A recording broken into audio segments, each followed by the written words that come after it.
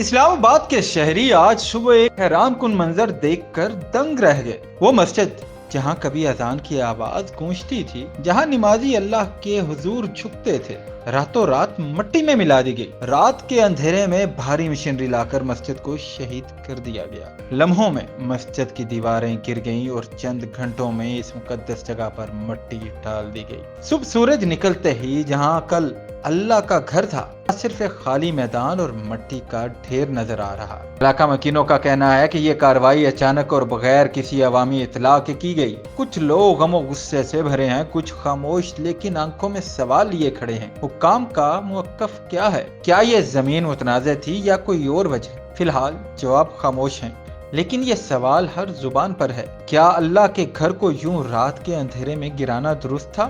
یہ صرف ایک عمارت نہیں تھی، یہ لوگوں کے لیے ایمان، یادوں اور عبادت کا مرکز تھی۔ ایسے واقعات نہ صرف دلوں کو زخمی کرتے ہیں بلکہ معاشرے میں عدم اعتماد کو بھی جنم دیتے ہیں۔ اصل کہانی کیا ہے یہ آنے والے دنوں میں سامنے آئے گی، لیکن اس وقت اسلام آباد کے ایک کونے میں مٹی کے نیچے ایک مسجد کی یادیں دفن ہیں۔